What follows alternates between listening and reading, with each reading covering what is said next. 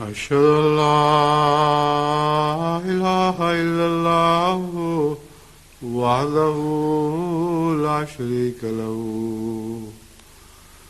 وأشهد أن محمدا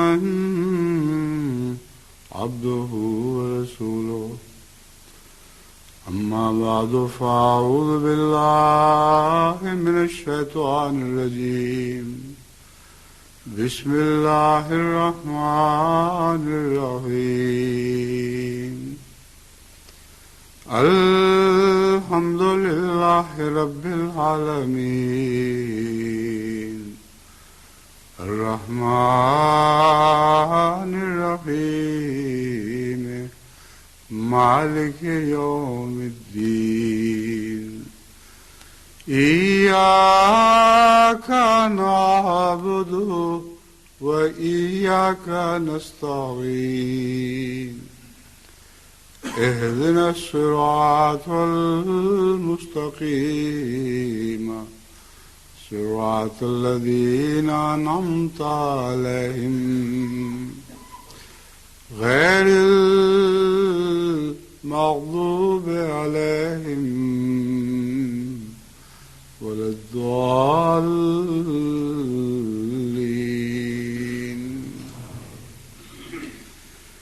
واعتصموا بحبل الله جميعا ولا تفرقوا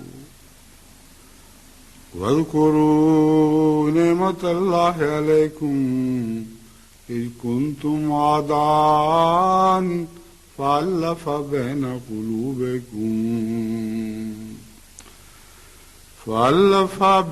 قلوبكم فأصبحتم بنعمته إخوانا وكنتم على شفا حفرة من النار فأنقذكم منها كذلك يبين الله لكم آياته لعلكم تهتدون.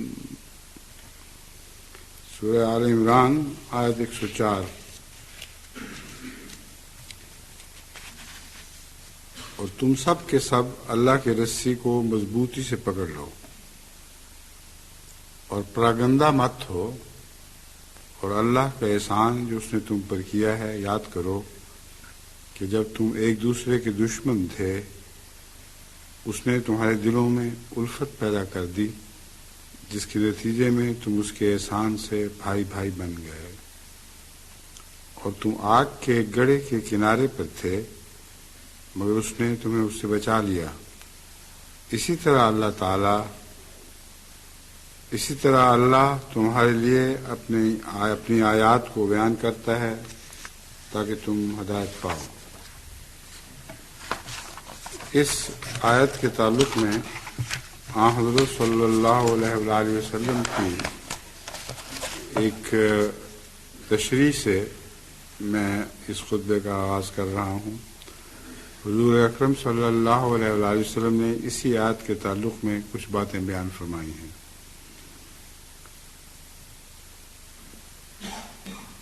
اس کا اردو ترجمہ یہ بنتا ہے، حضرت حفص عشری رضی اللہ تعالیٰ عنہ بیان کرتے ہیں کہ حضرت صلی اللہ علیہ وآلہ وسلم نے فرمایا، اللہ تعالیٰ نے حضرت یحییٰ بن زکریا علیہ السلام کو 5 باتوں کا حکم دیا۔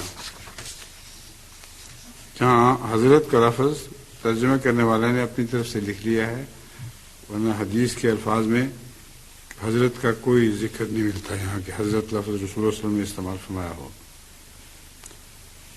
آپ نے فرمایا ان اللہ عز و جل امر یحییٰ بن زکریا علیہ السلام۔ بس ترجمہ کرنے والے یہ بھی احتیاط کیا کریں کہ جب حدیث کا ترجمہ کرتے ہیں تو جو لفظ رسول اللہ صلی اللہ علیہ وسلم نے استعمال نہیں فرمایا اور پڑھنے میں وہ اچھا بھی نہیں لگتا کہ رسول اللہ صلی اللہ علیہ وسلم زکریا کا ذکر فرما رہے ہوں یا یحییٰ کا اور حضرت کر کے مخاطب کر رہے ہوں، تو اتنا ہی رہنے دیں جتنا حدیث کے الفاظ ظاہر کرتے ہیں۔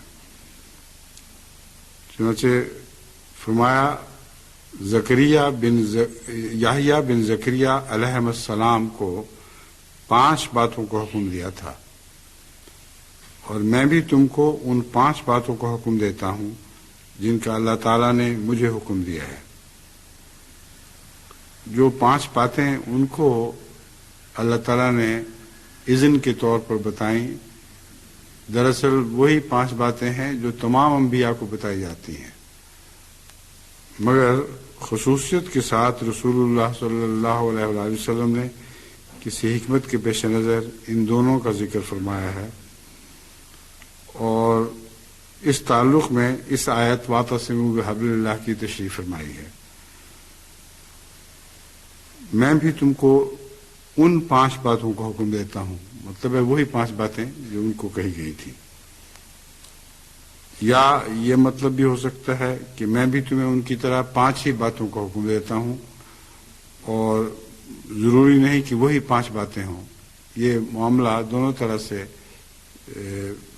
طرح سے ترجمہ کیا جا سکتا، یہ بات ترجمے میں دونوں طرح بیان کی جا سکتی ہے، اس لیے یہ دونوں امکانات کھلے رہنے چاہیے۔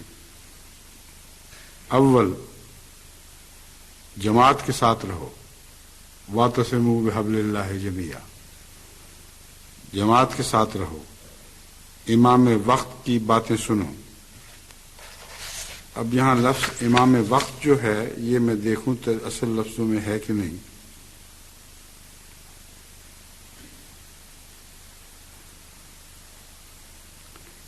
اب یہ امام وقت کی باتیں سنو ہمارے احمدی مترجمین نے اپنی طرف سے داخل کر لیا، حالانکہ میں بار بار تاکید کیا کرتا ہوں کہ بہت احتیاط کی ضرورت ہے احادیث کے ترجمے میں۔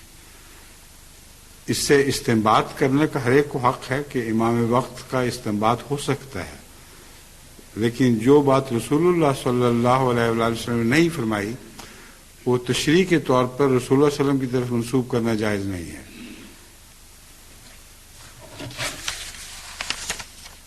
آپ نے فرمایا جو الفاظ ہیں وہ یہ ہیں، اب میں اصل الفاظ کی طرف واپس جاتا ہوں۔ وَأَنَا آمُرُكُمْ بِخَمْسٍ اللہ امرنی، اور میں بھی تمہیں 5 باتوں کا حکم دیتا ہوں جن کا حکم مجھے اللہ تعالیٰ نے دیا۔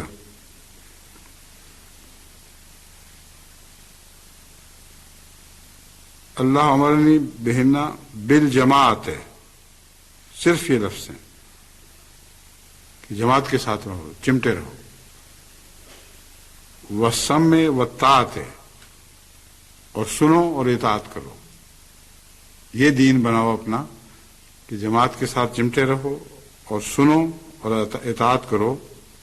والجہاد فی سبیل اللہ، اور اللہ کی راہ میں جہاد کرو۔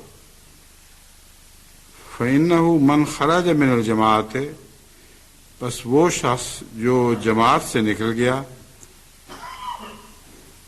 قید شبرن، ایک بالشت بھر بھی، خلا ربقت الاسلام، اس نے اسلام کا وہ جو گلے پر ڈالا ہوا تھا، توق تو نہیں کہنا چاہیے، اسلام کا کالر جو گلے پہ باندھا ہوا تھا، جس کے ذریعے وہ اسلام سے بندھا ہوا تھا۔ یہاں اعتصام کا لفظ ذہن میں رکھیں تو پھر یہ ترجمہ واضح ہو جاتا ہے۔ اسلام تو اس کے گلے پر اس طرح ہے جیسے کسی کو جکڑا گیا ہو، اس میں وہ اس سے ہٹ کے باہر نہ جا سکتا ہو، یہ اعتصام ہے۔ بس فرمایا کہ اس چکر کو جو گلے میں ہے اس کو ملحوظ رکھے۔ ربقت الاسلام من عنقہ الا ان یرجع وما دعا بدعوى الجاہلیت فهو من جثاء جہنم۔ اس کا ترجمہ یہ ہے، سوائے اس کے، یعنی جو لفظ تھا اس کا ترجمہ ہے کڑا، وہ اسلام کا کڑا اپنی گردن سے اس نے اتار دیا۔ اگر وہ ان باتوں پر عمل نہیں کرے گا تو اس نے اس کڑے کو اتار پھینکا، سوائے اس کے کہ وہ دوبارہ نظام جماعت میں شامل ہو۔ یہاں نظام جماعت کا لفظ نہیں ہے، جماعت میں شامل ہو، سوائے اس کے کہ دوبارہ جماعت میں شامل ہو۔ اور جو شخص جاہلیت کی باتوں کی طرف بلاتا ہے وہ جہنم کا ایندھن ہے۔ صحابہ نے عرض کیا، اے اللہ کے رسول، خواہ ایسا شخص نماز بھی پڑھتا ہو اور روزے بھی رکھتا ہو؟ آپ نے فرمایا ہاں، خواہ وہ نماز بھی پڑھے اور روزے بھی رکھے اور اپنے آپ کو مسلمان بھی سمجھے۔ اس سے معلوم ہوتا ہے کہ ایک پہلو سے نمازوں اور روزوں کی ادائیگی اور ظاہری طور پر اپنے آپ کو مسلمان سمجھنا خدا تعالیٰ کے نزدیک کافی نہیں ہے۔ جب بھی وہ شخص جماعت سے الگ ہوا، محمد رسول اللہ صلی اللہ علیہ وآلہ وسلم کے قائم کردہ نظام سے الگ ہوا، تو اس کی نیکیوں کی کوئی بھی حیثیت خدا کے نزدیک نہیں رہے گی، کوئی بھی قدر نہیں رہے گی۔ ایک اور حدیث میں اس مضمون کو یوں ظاہر کیا گیا ہے کہ ایسے شخص کی نیکیوں کے متعلق اللہ تعالیٰ فرمائے گا کہ جاؤ، یہ تمہاری نیکیاں بھی ہو، تم بھی جہنم کا ایندھن ہو۔ تو وہ نیکی جو محمد رسول اللہ صلی اللہ علیہ وآلہ وسلم کی ذات سے چمٹنے میں ہے، وہ آج بھی ممکن ہے اگر آپ کے قائم کردہ نظام جماعت سے چمٹ جاؤ۔ اب یہاں لفظ نظام تو میرا ہے، مگر حدیث سے بالکل واضح ہے کہ جماعت سے چمٹنے کا مطلب نظام جماعت سے چمٹنا ہے۔ اگر اس کو مضبوطی سے پکڑ لو تو پھر تمہارا کوئی نقصان نہیں ہو سکتا۔ اس صورت میں یہ مراد نہیں ہے کہ پھر نمازوں کی ضرورت نہیں، روزوں کی ضرورت نہیں، نیکیوں کی ضرورت نہیں، مراد ہے یہ چیزیں تب کام آئیں گی۔ اگر جماعت کو چھوڑ دیا تو یہ چیزیں جہنم کا ایندھن کہلائیں گی۔ اگر جماعت کو پکڑے رکھو گے تو پھر تمہاری نمازوں میں جان آئے گی، تمہاری زکوٰۃ میں جان آئے گی، تمہاری دوسری نیکیوں میں بھی جان پڑ جائے گی۔ ایک اور حدیث ہے، حضرت ابو صالب رضی اللہ تعالیٰ عنہ کی حدیث ہے، یہ دارقطنی سے لی گئی ہے اور پہلی حدیث مسند احمد بن حنبل سے لی گئی تھی۔ فرمایا، حضرت ابو صالب رضی اللہ تعالیٰ عنہ بیان کرتے ہیں کہ حضرت صلی اللہ علیہ وسلم نے فرمایا، اللہ تعالیٰ نے کچھ فرائض مقرر کیے ہیں، تم انہیں ضائع نہ کرنا۔ بس جو پہلے فرائض کا ذکر گزرا ہے، یہ وضاحت کی خاطر میں عرض کر رہا ہوں کہ وہ فرائض جماعت کو چمٹنے سے ضائع نہیں ہوں گے بلکہ کام آئیں گے۔ فرائض کو چھوڑنے کی اجازت نہیں ہے۔ فرمایا، اللہ تعالیٰ نے کچھ فرائض مقرر کیے ہیں، تم انہیں ضائع نہ کرنا۔ اس نے کچھ حدیں مقرر کی ہیں، تم ان سے آگے نہ بڑھنا اور ان کو پامال نہ کرنا۔ اس نے کچھ چیزیں حرام کی ہیں، تم ان کا ارتکاب نہ کرنا۔ کچھ باتوں کا ذکر اس نے چھوڑ دیا ہے، صرف تم پر رحم کرتے ہوئے، نہ وہ بھولا ہے نہ اس نے غلطی کھائی ہے، بس ان کے متعلق کرے جستجو نہ کرنا۔ روزمرہ کے امور میں بہت سی ایسی باتیں ہیں جن کو ذکر اللہ تعالیٰ نے شریعت میں نہیں فرمایا اور اپنے نفس پر یا ہر شخص کی استطاعت کے مطابق معاملے کو کھلا رکھا ہے۔ بعض لوگ جو زیادہ نیک ہوں اور ان کے اندر نیکی کی زیادہ استطاعت ہو، وہ ایسے مواقع پر جو بھی راہ اپنے لیے تجویز کریں گے وہ بعض دوسروں کے مقابلے پر زیادہ سخت راہ اور زیادہ قوی اور زیادہ سیدھا چڑھائی چڑھنے والی راہ ہوگی۔ لیکن اس کے مقابلے پر کچھ ایسے لوگ ہوں گے جو نسبتاً نرم راہ اپنے لیے تجویز کریں گے، کیونکہ ان کی استطاعت ہی کمزور ہے۔ ایسی صورت میں ان کو اختیار ہے اور ان پر کوئی جرم نہیں عائد کر سکتا کہ تم نے گناہ کیا ہے، تم نے قرآن کریم کی تعلیم سے انحراف کیا ہے۔ یہ مضمون ہے جو اس حدیث میں بیان ہوا ہے کہ اللہ تعالیٰ نے کچھ باتیں نرمی کی خاطر رحم کرتے ہوئے کھلی چھوڑ دی ہیں، تاکہ ہر شخص اپنی استطاعت کے مطابق ان میں سے ایک راہ تجویز کر لے جو اس کے مزاج کے مطابق ہو، اس کی استطاعت کے مطابق ہو، اور اس پر پھر اللہ کی طرف سے کوئی حرف نہیں ہوگا۔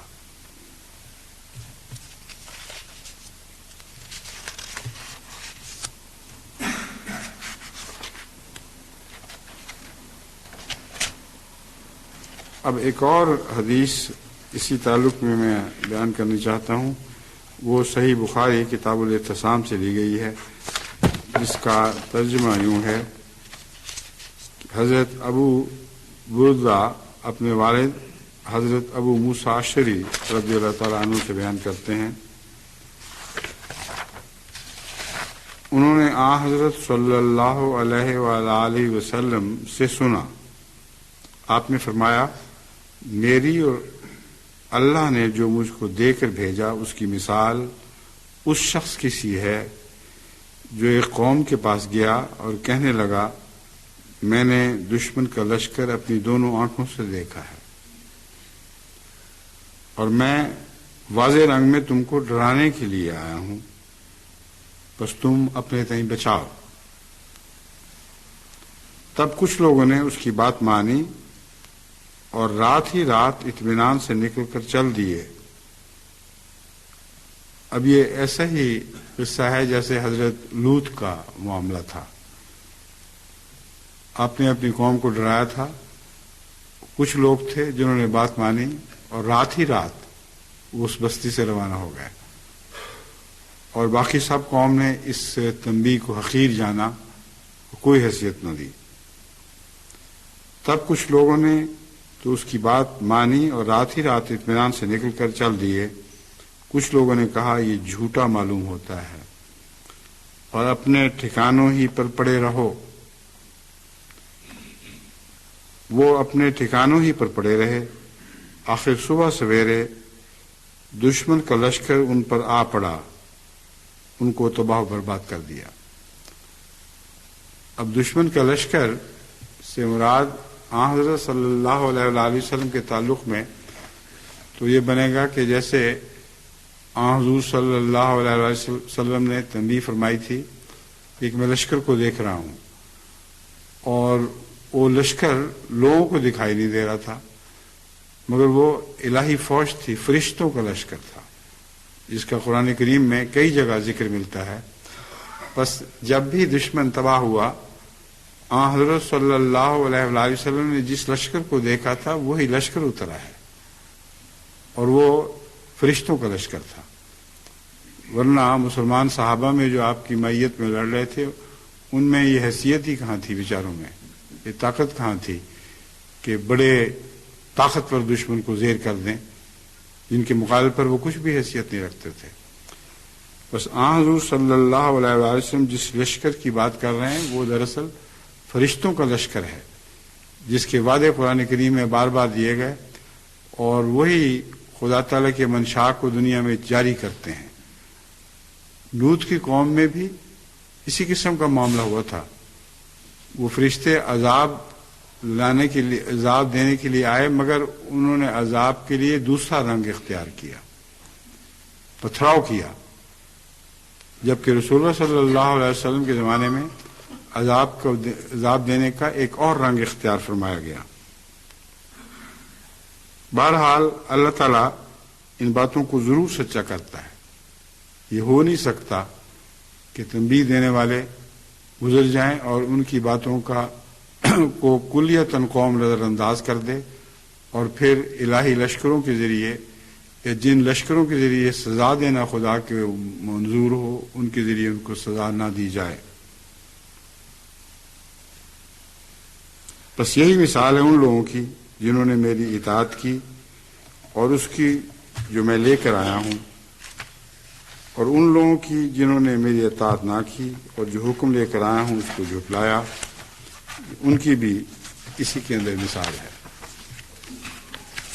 بس بارہا ہم جماعت احمدیہ کی مخالفت کرنے والوں کو یہ تنبیہ کر چکے ہیں اور کرتے رہے ہیں اور کرتے رہیں گے، ان کو وہ خدا کے فرشتے دکھائی نہیں دے رہے، جو حضرت مسیح موعود علیہ الصلوۃ والسلام کو دکھائی دیے اور ہمیں دکھائی دے رہے ہیں، یہ ہو نہیں سکتا وہ فرشتے اس دفعہ کچھ اور سلوک کریں۔ پہلے تو اللہ کی ہدایت کو مانتے ہوئے جب اس کی طرف سے یہ حکم آ جائے کہ اب تم ان مخالفوں کی قوم کو ملیا میٹ کر دو، وہ رکے رہیں، یہ ہو نہیں سکتا۔ لازماً اب بھی وہی فرشتے اسی حکم کی اطاعت کریں گے جو حکم اللہ کی طرف سے ان کو دیا جائے گا۔ وہ جو بھی ہوگا یہ اللہ بہتر جانتا ہے کہ کیا ہوگا، مگر میں تو تنبیہ کے بعد تنبیہ کرنے کے لیے قوم کو جگانا چاہتا ہوں، تنبیہ کے بعد تنبیہ کرتے ہوئے قوم کو جگانا چاہتا ہوں۔ وہ اپنے طاقت کے نشے میں کلیتاً غافل ہو چکے ہیں، وہ سوچ بھی نہیں سکتے کہ ہم جو اتنے طاقتور ہیں ہم پر بھی خدا کی پکڑ آ سکتی ہے۔ یہی حال دنیا کی دوسری بڑی طاقتوں کا ہے۔ امریکہ کو دیکھو، یہود کو دیکھو، ان کو جو غلبے نصیب ہوئے ہیں دنیا میں، یہ وہم و گمان بھی نہیں کر سکتے کہ اللہ تعالیٰ ان کے غلبوں کو توڑ سکتا ہے، اور لازماً اس نے توڑنا ہے۔ یہ اللہ تعالیٰ بہتر جانتا ہے کہ ہمیں وہ دن دکھائے گا یا اس سے پہلے ہمیں واپس بلا لے گا، مگر یہ بات تو قطعیت کے ساتھ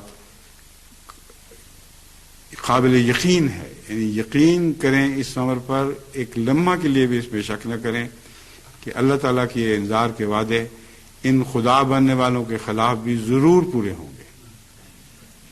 ناممکن ہے کہ وعدے پورے نہ ہوں، کیسے ہوں گے یہ اللہ بہتر جانتا ہے۔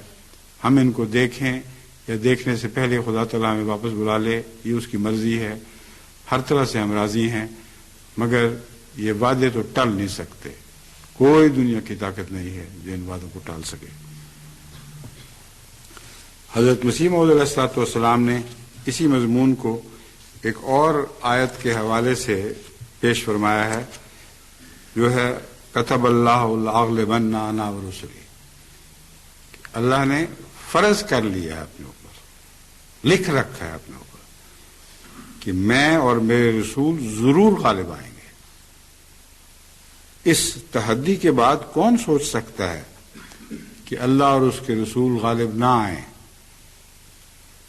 اگر ذرا بھی کسی کے دل میں وہم ہو کہ یہ بات ٹل سکتی ہے تو اس کا ایمان ٹل گیا اور اس کے ایمان کا کچھ بھی باقی نہ رہا۔ یہ بات نہیں ٹل سکتی، یہ خدا کا فرمان ہے، لاغلبن انا ورسلی۔ فرماتے ہیں یاد رکھو خدا کے بندوں کا انجام کبھی بد نہیں ہوا، یا یوں ہے لفظ یوں تھا، یاد رکھو خدا کے بندوں کا انجام کبھی بد نہیں ہوا کرتا۔ اس کا وعدہ کتب اللہ لأغلبن انا ورسلی، المجادلہ آیت 22 بالکل سچا ہے، اور یہ اسی وقت پورا ہوتا ہے جب لوگ اس کے رسولوں کی مخالفت کریں، اسی وقت پورا ہوتا ہے جب مخالفت کریں۔ یہ مراد نہیں ہے کہ جب مخالفت نہ کریں تو پورا نہیں ہوتا، مراد یہ ہے اس وقت لوگوں کو پورا ہوتا دکھائی دیتا ہے، روز روشن کی طرح پورا ہوتا دکھائی دیتا ہے، ورنہ یہ وعدہ تو بہرحال پورا ہونا ہے۔ اگر مخالفت چھوڑ دیں گے تو ویسے ہی غالب آ جائے گا خدا کا رسول، مخالفت کریں گے تو ان کو نامراد کر دیا جائے گا، ان کی مخالفتیں پارا پارا کر دی جائیں گی، اور پھر بھی خدا کا یہ وعدہ پورا ہوگا۔ یہ مراد ہے اس وقت لوگ پھر دیکھ لیتے ہیں کہ یہ وعدہ پورا ہو رہا ہے، اور یہ اسی وقت پورا ہوتا ہے جب لوگ اس کے رسولوں کی مخالفت کریں۔ فریبی مکاروں کی دنیا مخالفت نہیں کیا کرتی، اور یہ مخالفت خدا کے پاک لوگوں کی تائید میں گواہ بن جایا کرتی ہے، کیونکہ فرمایا فریبی مکاروں کی دنیا مخالفت نہیں کیا کرتی۔ اب آپ دیکھ لیں اسلامی دنیا میں کیسے کیسے فریب خدا کے نام پر چلائے جا رہے ہیں۔ ایسے لوگ اٹھتے ہیں جو کہتے ہیں کہ ہمارے پاس وہ ساری طاقتیں ہیں کہ ہم ایک پھونک سے تمہاری کائنات ہی بدل سکتے ہیں. قبروں کے پجاری لوگوں کو اپنی طرف بلا رہے ہیں اور دعویٰ کرتے ہیں کہ اس قبر کی عبادت کے یا پجاری بن کر ہم نے یہ کچھ پایا ہے اور یہ تمہیں بھی دے سکتے ہیں. اتنے حیرت انگیز واضح طور پر جھوٹے اور لچر دعوے ہیں کہ کوئی معقول انسان ایک لمحہ کے لیے بھی ان کو قبول نہیں کر سکتا. مگر وہ لوگ جو خدا کے انبیاء کی مخالفت کرتے ہیں ان کی عقل ماری جاتی ہے. عقل ماری جاتی ہے خود غرضی کی وجہ سے اور آنا کی وجہ سے. ان کا مذہب سوائے اپنے مقاصد کو حاصل کرنے کے کچھ بھی نہیں رہتا.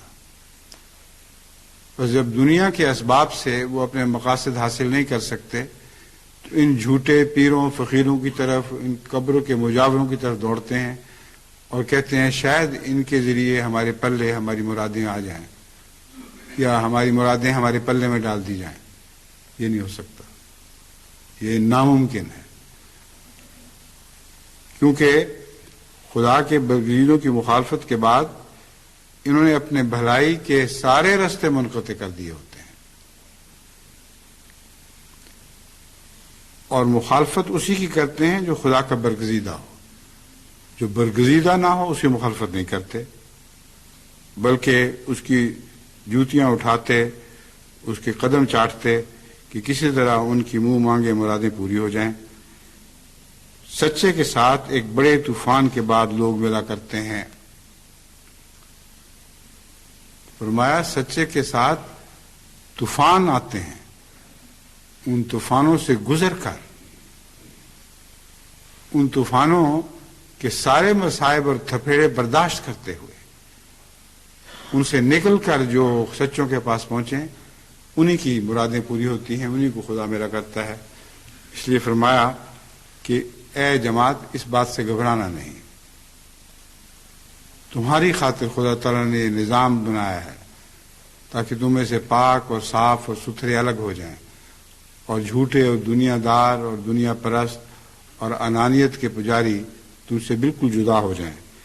یہ مقصد ہے اس حکمت عملی کا کہ سچوں کوئی مخالفت بھی ہو اور اس مخالفت میں سے گزرتے ہوئے سچوں کے قدموں تک انسان پہنچے. فرماتے ہیں یہ سب امور مخالفت وغیرہ خدا کی طرف سے ہوتے ہیں اور اس میں وہ اپنے بندے کا صبر دیکھتا ہے اور دکھلاتا ہے کہ دیکھو جس کو میں انتخاب کرتا ہوں وہ کیسے بہادر ہے، اور دکھلاتا ہے کہ جس کو میں انتخاب کرتا ہوں وہ کیسے بہادر ہیں. کیونکہ جھوٹے کے لیے 5-6 دشمن ہی کافی ہوتے ہیں، لیکن ان کے مقابلے پر ایک دنیا دشمن ہوتی ہے، پھر بھی یہ غالب آتے ہیں. مثال دے رہے ہیں کہ ایک جھوٹا تحصیلدار جس کو وقت کی حکومت نے تحصیلدار مقرر نہ کیا ہو، اگر ایک گاؤں میں چلا جاوے اور ایک ادنا سا آدمی بھی یہ کہہ دے کہ مجھے اس کی تحصیلداری میں شک ہے، کھڑے ہو کر یہ اعلان کر دے کہ مجھے شک ہے کہ یہ تحصیلدار نہیں ہے، تو آخر کار وہ اسی دن وہاں سے کھسک جائے گا، کیونکہ یہ بات عام ہو جائے گی. اس کا دل کا چور بتائے گا کہ تم ہو سکتا ہے تم پکڑے جاؤ، اس لیے یہاں سے نکلنے کی کرو. وہ اسی دن وہاں سے کھسک جائے گا کہ میرا پول کھل جائے گا، کیونکہ وہ جانتا ہے کہ میں چور ہوں. یعنی تحصیلدار، ایسا جھوٹا تحصیلدار جانتا ہے کہ میں چور ہوں. جھوٹے کی استقامت کچھ نہیں ہوتی. خدا کے بندے ہیں، وہ جانتے ہیں کہ خدا نے مقرر فرمایا ہے. ان کا نشان سچائی، ان کا سچائی کا نشان ان کی استقامت میں ہے. جھوٹے کی استقامت کچھ نہیں ہوتی، لیکن خدا تعالیٰ اپنے بندوں کی استقامت کا فوق الکرامت نمونہ دکھاتا ہے اور اسے دیکھ دیکھ کر لوگ تنگ آ جاتے ہیں. یعنی اتنی مخالفت کرتے ہیں کہ وہ سمجھتے ہیں کہ اتنی مخالفت کے بعد اس شخص کو اپنے موقف پر قائم نہیں رہنا چاہیے، اور جو کچھ دعوے کیے ہیں ان سے توبہ کر لینی چاہیے۔ ان معنوں میں تنگ آ جاتے ہیں کہ کس مصیبت سے پالا پڑ گیا، یہ باز ہی نہیں آتا، کسی قیمت پر اپنا موقف تبدیل کرنے کے لیے تیار نہیں ہے، ہر قسم کی مصائب، ہر قسم کی مشکلات میں سے یہ بھی گزر رہا ہے اور اپنے ماننے والوں کو بھی گزر رہا ہے۔ ان معنوں میں تنگ آ جاتے ہیں اور آخر کار بول اٹھتے ہیں کہ یہ سچوں کی استقامت ہے۔ سچائی پر اگر 1000 گرد و غبار ڈالا جائے پھر بھی وہ باہر نکل کر اپنا جلوہ دکھائے گی۔ بس جماعت احمدیہ کے لیے اس میں بہت بڑا سبق ہے، ثابت قدم رہو، ہر قسم کی مخالفت کو خدا تعالیٰ کی تقدیر کے طور پر، جو تقدیر تمہیں اونچا کرنے کے لیے جاری کی گئی ہے، قبول کرو، اور ہرگز ذرہ بھی بزدلی نہ دکھاؤ، قائم رہو، قائم رہو، قائم رہو، یہاں کے دشمن تنگ آ جائے، بیزار ہو جائے، وہ کہ کن لوگوں سے پالا پڑا ہے، ہر کوشش کر دیکھی، ہر کوشش کو ان لوگوں نے نامراد کر دکھایا ہے۔ اس وقت پھر دنیا بول اٹھتی ہے کہ یہ سچوں کی استقامت ہے۔ فرماتے ہیں سچوں کی استقامت کو گرد و غبار سے ڈھانکا نہیں جا سکتا، بالآخر یہ ضرور یہ نور وہ ہے جو ظاہر ہوگا۔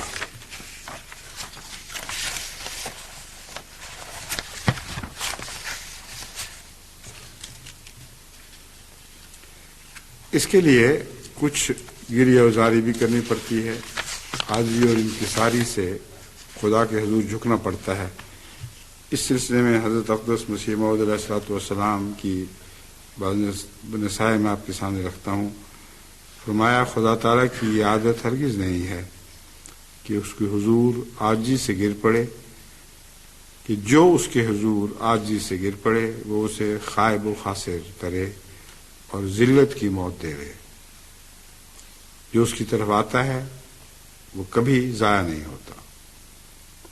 جب سے دنیا پیدا ہوئی ہے ایسی نظیر ایک بھی نہ ملے گی کہ فلاں شخص کا خدا تعالیٰ سے سچا تعلق تھا اور پھر وہ نامراد رہا۔ خدا تعالیٰ بندے سے یہ چاہتا ہے کہ وہ اپنی نفسانی خواہش اس کے حضور پیش نہ کرے اور خالص ہو کر اس کی طرف جھک جاوے۔ اب یہاں نفسانی خواہش اس کے حضور پیش نہ کرے، یہ مراد نہیں ہے کہ ذاتی خواہش کو اس کے حضور پیش نہ کرے۔ نفسانی خواہش اور ذاتی خواہش میں فرق ہے۔ نفسانی خواہش میں انسان اپنے نفس سے مغلوب ہو کر بعض خواہشات کرتا ہے جو حرص و ہوا کی خواہشات ہیں، جن کو اللہ تعالیٰ قدر کی نظر سے نہیں دیکھتا۔ ایسا دعا کرنے والا مستجاب الدعوات نہیں ہو سکتا، اس کی دعائیں مقبول نہیں ہوں گی۔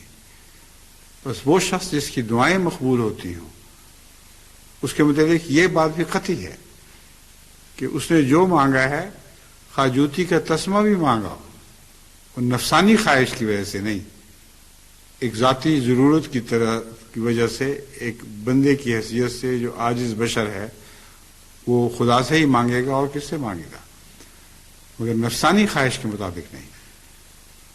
وہ شخص ہے جس کی مرادیں ضرور پوری کی جاتی ہیں اور جس کی دعائیں اللہ تعالیٰ ضرور سنتا ہے۔ فرماتے ہیں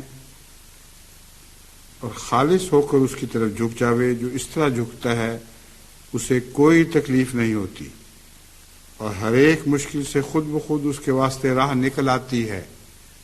یہ نہیں کہ اس کی مشکلات نہیں ہیں، لیکن مشکلات پڑتی ہیں، ان کی راہیں آسان ہو، ان مشکلات سے نکلنے کی راہیں اس کو دکھائی جاتی ہیں اور اس پر آسان کر دی جاتی ہیں۔ جیسا کہ وہ خود فرماتا ہے وَمَن يَتَّقِ اللَّهَ يَجْعَل لَّهُ مَخْرَجًا وَيَرْزُقْهُ مِنْ حَيْثُ لَا يَحْتَسِبُ۔ الطلاق 3 اور 4۔ اس جگہ رزق سے مراد روٹی وغیرہ نہیں بلکہ عزت، علم وغیرہ سب باتیں جن کی انسان کو ضرورت ہے اس میں داخل ہیں۔ یہ جو پہلا فقرہ ہے روٹی وغیرہ نہیں، اس کا یہ مطلب نہ سمجھیں کہ ایسے شخص کو دنیاوی رزق نہیں ملتا۔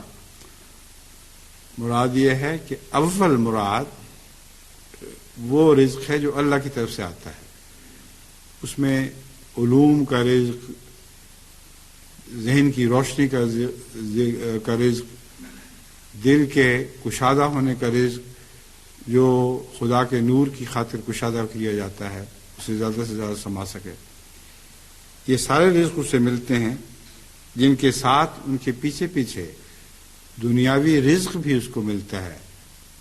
یہ بات حضرت مسیح موعود علیہ السلام کے پوری عبارت پڑھنے سے کھل جاتی ہے۔ بلکہ عزت، علم وغیرہ سب باتیں جن کی انسان کو ضرورت ہے اس میں داخل ہیں۔ خدا تعالیٰ سے جو ذرہ بھر بھی تعلق رکھتا ہے وہ کبھی ضائع نہیں ہوتا۔ من یعمل مثقال ذرۃ خیرا یرہ، ایک ادنا سے ذرہ بھی نیکی کا کرو گے تو اسے دیکھ لو گے۔ جو بھی نیکی کا ایک چھوٹا سا ذرہ بھی بجا لاتا ہے، یرا، اس کا نیک اثر، اس کا نتیجہ وہ ضرور دیکھ لے گا۔ سورہ زلزال آیت 8۔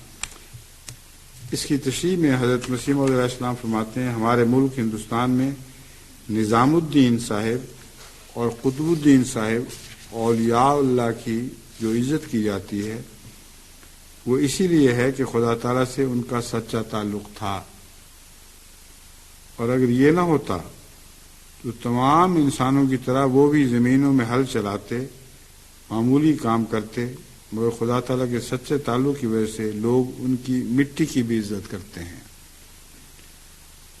اور یہاں ایک اور اشتباہ ہے جو دور ہو جانا چاہیے، جو حضرت مسیح موعود علیہ السلام کی واضح کھلی تعلیمات کے خلاف نتیجہ نکل سکتا ہے، جو نتیجہ نکالنا کسی دیانتدار انسان کے لیے جائز نہیں ہے۔ جس نے حضرت مسیح موعود علیہ السلام کی دوسری تحریریں پڑھی ہوں وہ کبھی وہم بھی نہیں کر سکتا کہ اس تحریر کا یہ مطلب ہے۔ یعنی یہ مراد نہیں ہے کہ جو لوگ ان کی قبروں کی عزت کر رہے ہیں، جو ان کی قبروں کے پجاری بنے ہوئے ہیں، جو ان کی مٹی سے بھی فیض حاصل کرنے کی کوشش کر رہے ہیں، وہ جائز کام کر رہے ہیں، اور ان کی بڑائی ان کے ان کاموں کے جواز کا ثبوت ہے۔ یہ دو الگ الگ باتیں ہیں۔ ان کی بڑائی اپنی جگہ، اگر وہ بڑائی نہ ہوتی تو لوگ اس کثرت کے ساتھ ان کی طرف مائل نہ ہوتے۔ صرف یہ نتیجہ نکالنا ہے۔ جس رنگ میں وہ مائل ہو رہے ہیں وہ خود دنیا دار ہیں، اور دنیا داری کے طریق پر ان کی طرف مائل ہو رہے ہیں جو ہرگز جائز نہیں ہے۔ تو کسی مسیح موعود علیہ السلام کی تحریر کو باقی تحریروں سے جدا کر کے اس طرح پڑھنا نہیں چاہیے کہ بنیادی بات سمجھنے کی بجائے غلط نتائج نکال لیں اور قرآن اور حدیث کی تعلیمات کے خلاف نتائج اخذ کریں۔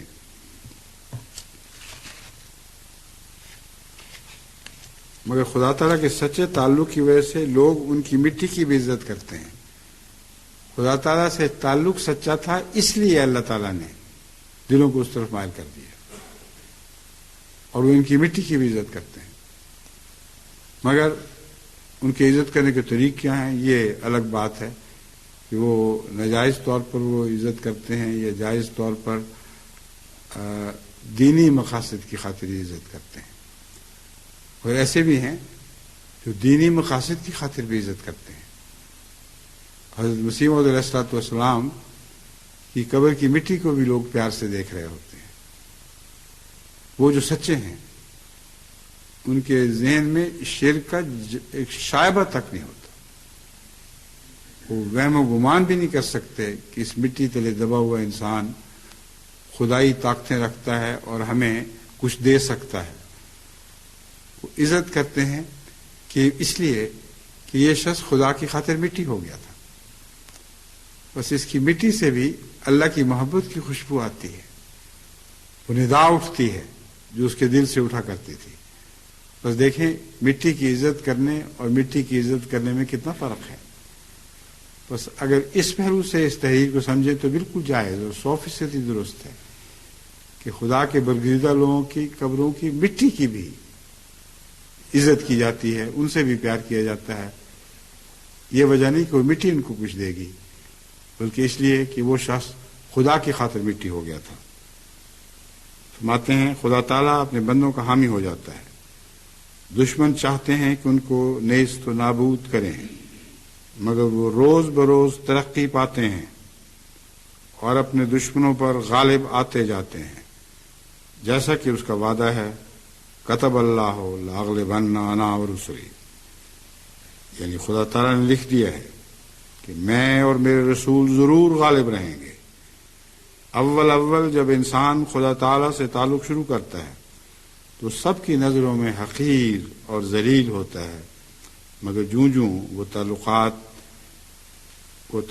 الہی میں ترقی کرتا ہے تو اس کی شہرت زیادہ ہوتی ہے، حتیٰ کہ وہ ایک بڑا بزرگ بن جاتا ہے۔ اب یہاں دیکھیں نا، بڑا بزرگ بن جاتا ہے، وہ یہ سمجھے گا کہ پہلے بزرگ نہیں ہوتا اب بزرگ بنا ہے، حالانکہ یہ سارا سلسلہ گواہ ہے کہ بزرگ تھا تو یہ باتیں اس نے کی تھیں، پر اس کا مطلب پھر کیا ہوا؟ وہ بڑا بزرگ بن جاتا ہے۔ اس کی تشریح حضرت مسیح موعود علیہ الصلوۃ والسلام کے الفاظ میں سنیے، تو اس کی شہرت زیادہ ہوتی ہے حتیٰ کہ وہ ایک بڑا بزرگ بن جاتا ہے۔ جیسے خدا تعالیٰ بڑا ہے، اسی طرح جو کوئی اس کی طرف زیادہ قدم بڑھاتا ہے وہ بھی بڑا ہو جاتا ہے۔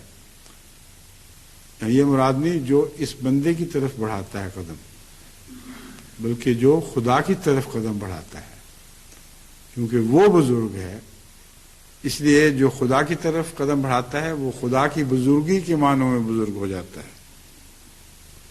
آخرکار خدا تعالیٰ کا خلیفہ ہو جاتا ہے۔ یہ خلیفۃ اللہ کا مضمون ہے جو قرآن کریم میں بیان ہوا ہے۔ تمام وہ جن کو خدا تعالیٰ نے اس زمین میں خلیفہ بنایا، ان کے اندر یہ قدر مشترک تھی کہ دنیا کو چھوڑ کر خدائے بزرگ و بالا کی طرف بڑھے، اور چونکہ خدا بزرگ تھا اس کی خاطر انہوں نے دنیا کو ترک کر دیا، اس لیے اللہ نے ان کو اپنا لیا اور اپنی بزرگی سے حصہ دیا، اور یہی وہ بزرگی ہے جس کی باتیں حضرت مسیح موعود علیہ السلام فرما رہے ہیں۔ فرمایا اس توبہ کو کھیل نہ خیال کرو اور یہ نہ کرو کہ اسے یہیں چھوڑ جاؤ۔ کیا مراد ہے؟ قادیان میں جو بیعت کرنے کی غرض سے آتے تھے، جو نئے احمدی ہوتے تھے، ان سے خطاب فرما رہے ہیں۔ فرماتے ہیں یہ نہ ہو کہ توبہ کرو اور اس توبہ کو ہی پیچھے چھوڑ جاؤ۔ یہ جو توبہ کی ہے تو اب زندگی پر ساتھ دے گی، اور ساتھ دے گی تو توبہ ہوگی، ورنہ توبہ نہیں ہے، بلکہ اسے ایک امانت اللہ تعالیٰ کی خیال کرو۔ اب یہ تمہارے پاس امانت ہو گئی ہے۔ توبہ کرنے والا خدا تعالیٰ کی اس کشتی میں سوار ہوتا ہے جو کہ اس طوفان کے وقت اس کے حکم سے بنائی گئی ہے۔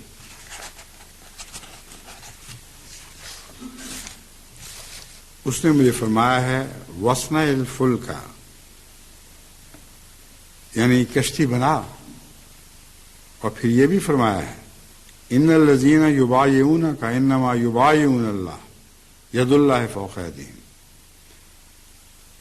کہ وہ لوگ، یقیناً وہ لوگ جنہوں نے جو تیری بیعت کرتے ہیں وہی ہیں جو اللہ کی بیعت کرتے ہیں، یعنی اللہ نے جو حکم دیے ہیں تیری بیعت کے بعد ان حکموں کے سوا تو کوئی اور حکم نہیں دیتا، بین ہی وہی حکم دے رہا ہے جو اللہ تعالیٰ دینا چاہتا ہے۔ ان معنوں سے ید اللہ فوق ایدیہم، اللہ کا ہاتھ ان کے ہاتھ پر ہے۔ یہی وہ آیت ہے جو حضرت اقدس محمد رسول اللہ صلی اللہ علیہ وسلم کے متعلق نازل ہوئی، اور بعض دشمنوں نے، جن میں بہائی بھی شامل ہیں، اس کا ایک غلط نتیجہ نکالنے کی کوشش کی، اور عیسائی بھی اسی پر اعتراض کرتے ہیں کہ محمد رسول اللہ کے ہاتھ کو اللہ کا ہاتھ قرار دیا ہے، حالانکہ وضاحت موجود ہے۔ اس لیے اللہ کا ہاتھ قرار دیا ہے کہ بیعت اللہ کی خاطر کرتے ہو، محمد رسول اللہ کے ہاتھ کی خاطر نہیں بلکہ اللہ کی خاطر کرتے ہو، اور اس طرح اس بیعت کو چمٹ جاتے ہو جیسے اللہ کا ہاتھ تمہارے ہاتھ پر رکھا ہوا ہو۔ یہی ترجمہ ہے جو ترجمہ حضرت مسیح موعود علیہ الصلوۃ والسلام پر بھی اطلاق پاتا ہے، کیونکہ آپ نے حضرت صلی اللہ علیہ وسلم کے ہاتھ پر بیعت کے تمام حق ادا کیے، اور اسی وجہ سے آپ اس قابل ٹھہرے کہ اللہ کی نظر میں آپ کا ہاتھ بھی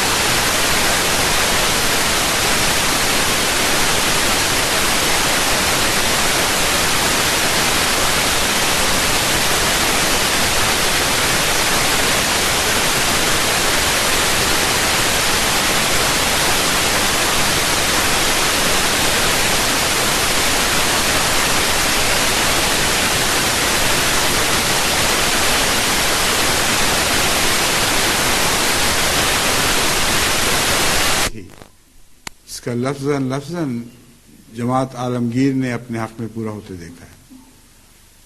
حضرت مسیح موعود علیہ الصلوۃ والسلام کے ہاتھ پر جن لوگوں نے اخلاص سے بیعت کی تھی، ان کی اولادوں کو تتبع کر کے دیکھیں کہ کہاں کہاں پہنچی اور خدا تعالیٰ نے کیسی کیسی شانیں ان کو عطا کیں۔ روحانی شانیں جنہوں نے حاصل کی انہوں نے تو اصلیت کو پا لیا، مگر جن کو روحانی شانیں نصیب نہ ہو سکیں، دنیا میں بھی خدا نے کمی نہ ہونے دی، بہت کچھ دیا، اتنا کہ وہ حیران رہ گئے۔ ایک چھوٹا سا زمیندار جو سبزیاں کاشت کرتا تھا، باغ ٹھیکے پر لیتا تھا، حضرت مسیح موعود علیہ السلام نے اس کو باغاں والے کہا، یہ باغوں والا ہے، اور وہ باغ و بہار والا بن گیا، اور اللہ کے فضل سے اس کی اولاد سب دنیا میں پھیلی، اور ان میں بہت ہیں جو خدا تعالیٰ کی اس نعمت کی قدر کرتے ہوئے جو ان کے دادا یا باپ دادا پر تھی، خدا تعالیٰ کی نعمت سے چمٹے ہوئے ہیں، انہوں نے احتسام کر لیا ہے اللہ کے ساتھ۔ اور کچھ ایسے ہیں جن کو توفیق نہیں ملی مگر وہ نعمتیں ان کے ساتھ پھر بھی چمٹی ہوئی ہیں، اور دنیا کی فضیلتوں کے لحاظ سے ظاہر کر رہی ہیں، گواہی دے رہی ہیں کہ ان کے باپ دادا سچے تھے اور سچے کے ہاتھ میں ہاتھ دیا تھا۔ بس سچے دل سے توبہ کرنے والوں کے گھر رحمت سے بھر جاتے ہیں۔ رحمت کے جو مفہوم بھی آپ لیں وہ گھر ضرور بھرتے ہیں ان سے۔ دنیاوی لوگ اسباب پر بھروسہ کرتے ہیں، مگر اللہ تعالیٰ اس بات کے لیے مجبور نہیں ہے کہ اسباب کا محتاج ہو۔ کبھی چاہتا ہے تو اپنے پیاروں کے لیے بلا اسباب بھی کام کر دیتا ہے۔ اب یہ ایک فرق کرنے والا مضمون ہے جو خدا کے سچوں کو دوسروں سے جدا کر دیتا ہے۔ دوسرے لازماً اسباب کے محتاج ہوتے ہیں، اسباب کے بغیر ان کے کوئی کام نہیں چلتے۔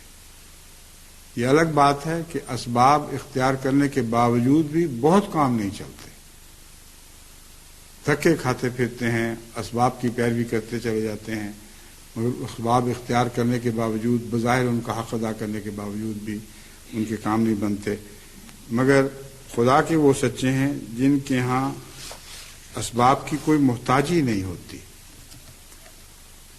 اور جب اسباب نہ ہوں تو بسا اوقات ان کے دل میں اللہ تعالیٰ دعا کی ایسی پرزور تحریک ڈالتا ہے، اس تحریک کے ساتھ ہی وہ یقین کر لیتے ہیں کہ ہماری دعا مقبول ہو گئی ہے، اور دیکھنے والے بھی پھر دیکھنے والے بھی اپنے حق میں ان دعاؤں کو مقبول ہوتا دیکھتے ہیں اور حیرت انگیز دعا کی قبولیت کے نشان ظاہر ہوتے ہیں۔ پس فرمایا دنیاوی لوگ اسباب پر بھروسہ کرتے ہیں، مگر اللہ تعالیٰ اس بات کے لیے مجبور نہیں ہے کہ اسباب کا محتاج ہو۔ اسی نے اسباب پیدا کیے ہیں، وہ کیسے مجبور ہو سکتا ہے کہ اسباب کا محتاج ہو؟ اپنے پیاروں کے کام بنانا چاہے تو بغیر اسباب کے بھی بناتا ہے، کبھی چاہتا ہے تو اپنے پیاروں کے لیے بلا اسباب بھی کام کر دیتا ہے، یہ الفاظ مسیح موعود علیہ السلام کے ہیں، اور کبھی اسباب پیدا کر کے، ہاں اس کو یوں پڑھیں گے، ایک ہی فقرہ ہے، کبھی چاہتا ہے تو اپنے پیاروں کے لیے بلا اسباب بھی کام کر دیتا ہے اور کبھی اسباب پیدا کر کے کرتا ہے، یعنی جن اسباب کا پیدا کرنا ان کی طاقت میں نہیں تھا وہ اسباب ان کے لیے پیدا کر دیتا ہے، اور ان کے نتیجے میں پھر ان اسباب کو برکت ملتی ہے اور وہ پھلدار بن جاتے ہیں۔ فرمایا اور کسی وقت ایسا بھی ہوتا ہے کہ بنے بنائے اسباب کو بگاڑ دیتا ہے، بنا بنایا توڑ دے، کوئی اس کا بھید نہ پائے۔ اور یہ ایک ایسی بات ہے جو دنیا میں ہر جگہ دکھائی دیتی ہے۔ بہت لوگ ہیں جن کی محنتوں کی وجہ سے انہوں نے یہی سمجھا کہ محض محنتوں کی وجہ سے ان کے کاروبار کو پھل لگے اور بکثرت پھل لگے، بہت ان کو برکتیں ملیں، لیکن جب ان کے کام بگڑ گئے، جب خدا نے چاہا کہ مزید نہ چلیں، جب خدا نے سمجھا کہ یہ اپنے اوپر زیادہ انحصار کرنے لگ گئے ہیں، تو بنا بنایا توڑ دے، کوئی اس کا بھید نہ پائے، کچھ پیش نہیں جاتا، کچھ بھی عقل کام نہیں کرتا، ہر ذریعہ اختیار کر لیتے ہیں، لیکن سارے بے ثمر ذریعے رہتے ہیں، ان ذرائع کو کوئی بھی پھل نہیں لگتا۔ ابھی کل ہی کی ڈاک میں ایک غیر احمدی دوست کا مجھے خط ملا ہے، مالی امداد کے لیے نہیں بلکہ دعا کی خاطر۔ اس نے لکھا کہ میں نے ایک زمانے میں اپنے ماں باپ کے نقش قدم پہ چلتے ہوئے بہت عمدگی کے ساتھ محنت کی، تجارت کو بہت برکت ملی، میں کروڑ پتی ہو گیا، اور کچھ عرصے سے میں دیکھ رہا ہوں کہ میرے سارے کام بگڑ گئے، یہاں تک کہ بیوی کا زیور بیچ کے میں نے تجارت میں لگا دیا، وہ بھی ڈوب گیا، اب کوئی گھر کا سرمایہ باقی نہیں رہا۔ میں نے ایک احمدی سے سنا ہے، یعنی وہ غیر احمدی لکھتا ہے کہ اللہ تعالیٰ دعاؤں کو قبول کرنے والا ہے، اور آپ سے میں صرف یہ درخواست کرتا ہوں، کسی مالی امداد کا مطالبہ نہیں کرتا، کہ میرے لیے دعا کریں کہ جس نے بنے بنائے توڑے ہیں وہ توڑے ہوئے پھر بنا دیں۔ تو میں نے بھی اس کے لیے دعا کی، اور آپ سب سے بھی درخواست کرتا ہوں، کیونکہ وہ محض اللہ کی خاطر جھکا ہے، اور اس نے امید ظاہر کی ہے کہ اب دنیا کا کوئی پیر فقیر کام نہیں آ سکتا، مگر اس وقت جو خدا تعالیٰ کی جماعت کا نمائندہ ہے وہی میرے کام آئے گا۔ تو آپ سب بھی تو اس میں شامل ہیں، آپ بھی میری دعا کے ساتھ شامل ہو کر اس کی مدد کریں۔ چنانچہ اس کے آخر پر فرماتے ہیں، غرض اپنے اعمال کو صاف کرو اور خدا تعالیٰ کا ہمیشہ ذکر کرو اور غفلت نہ کرو۔ ہمیشہ ذکر کرو، یہ ذکر انسانی دل پر غالب رہنا چاہیے، اس کے دماغ پر غالب رہنا چاہیے، سیر و تفریح ہو، کھیل کود ہو، جو کچھ بھی ہو، ذکر الہی سے دل ہمیشہ روشن رہنا چاہیے۔ فرمایا ذکر کرو اور غفلت نہ کرو، جس طرح بھاگنے والا شکار جب ذرا سست ہو جاوے تو شکاری کے قابو میں آ جاتا ہے، اسی طرح خدا تعالیٰ کے ذکر سے غفلت کرنے والا شیطان کا شکار ہو جاتا ہے۔ اگر تم اس ذکر سے تھک جاؤ گے تو شیطان جو تمہارے پیچھے پیچھے بھاگ رہا ہے تمہیں پکڑنے کے لیے، وہ تم پر غالب آ جائے گا۔ اسی طرح خدا تعالیٰ کے ذکر سے غفلت کرنے والا شیطان کا شکار ہو جاتا ہے۔ توبہ کو ہمیشہ زندہ رکھو۔ یہ بہت ہی بنیادی اور مرکزی حقیقت ہے کہ توبہ کی ہے تو اس کو زندہ رکھو، جس کا مطلب یہ ہے کہ توبہ کرنے کے بعد اس کو زندہ رکھنا ایک مسلسل جد و جہد کو چاہتا ہے۔ یہ تصور خیالی ہے کہ توبہ کی اور چھٹی ہو گئی۔ توبہ آغاز ہے خدا کی راہ میں جد و جہد کرنے کا۔ تمام جد و جہد توبہ کے بعد شروع ہوتی ہے، اور توبہ کو زندہ رکھنے کی کوشش ہی انسان کو زندہ کرتی ہے۔ جس طرح نماز کو قائم کرنے کی کوشش سے انسان کو نماز قائم کرتی ہے، اسی طرح توبہ کا حال ہے۔ تو توبہ کو ہمیشہ زندہ رکھو اور کبھی مردہ نہ ہونے دو۔ یعنی کوئی وقت بھی ایسا نہیں آنا چاہیے کہ توبہ سے تمہارا دل اچاٹ ہو جائے اور پھر تم دنیا کی طرف کلیتاً جھک جاؤ، کیونکہ جس عضو سے کام لیا جاتا ہے وہی کام دے سکتا ہے، اور جس کو بیکار چھوڑ دیا جاوے پھر وہ ہمیشہ کے واسطے ناکارہ ہو جاتا ہے۔ بس توبہ کے اوپر زور مارتے رہو۔ جب تک تم یہ روحانی ورزش کرتے رہو گے تمہارا یہ عضو بیکار نہیں ہوگا، اس میں جان پڑتی رہے گی۔ جب چھوڑ بیٹھو گے تو معطل عضو بیکار ہو جایا کرتے ہیں، پھر تمہاری زندگی مفلوج ہو جائے گی، خدا کی راہ میں کوئی بھی صحیح نہیں کر سکو گے۔ فرماتے ہیں اسی عبارت میں آگے چل کر فرمایا، ہمارے غالب آنے کے ہتھیار استغفار، توبہ، دینی علوم کی واقفیت، خدا تعالیٰ کی عظمت کو مد نظر رکھنا اور پانچوں وقت کی نمازوں کو ادا کرنا ہے۔ اب ان کو اچھی طرح پلے باندھ لیں۔ نمبر 1 استغفار، نمبر 2 توبہ، نمبر 3 دینی علوم کی واقفیت، نمبر 4 خدا تعالیٰ کی عظمت کو مد نظر رکھنا، اور نمبر 5 پانچوں وقت کی نمازوں کو ادا کرنا۔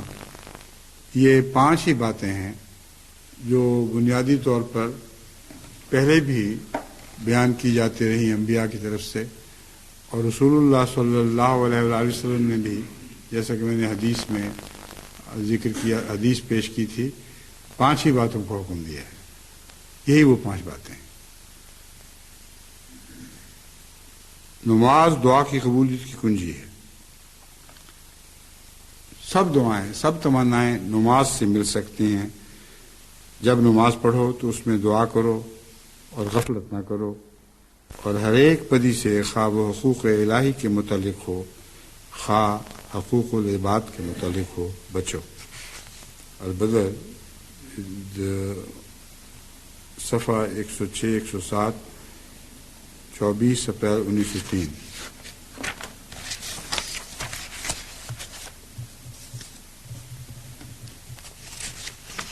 اب چونکہ وقت ہو گیا ہے اس لیے انشاءاللہ باقی مجھے اللہ کی حفاظت میں۔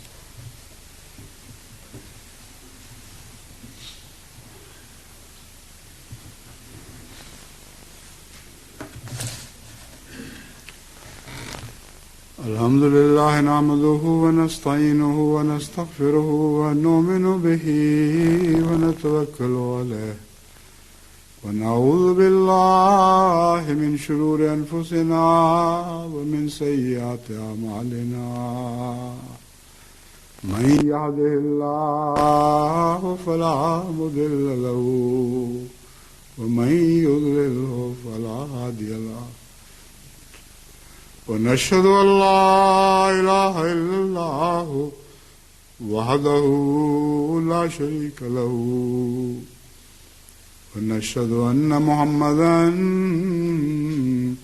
عبده ورسوله عباد الله رحمكم الله إن الله يأمر بالعدل والإحسان وإيتاء ذي القربى وينهى عن الفحشاء والمنكر والبغي يعظكم لعلكم تذكرون اذكروا الله يذكركم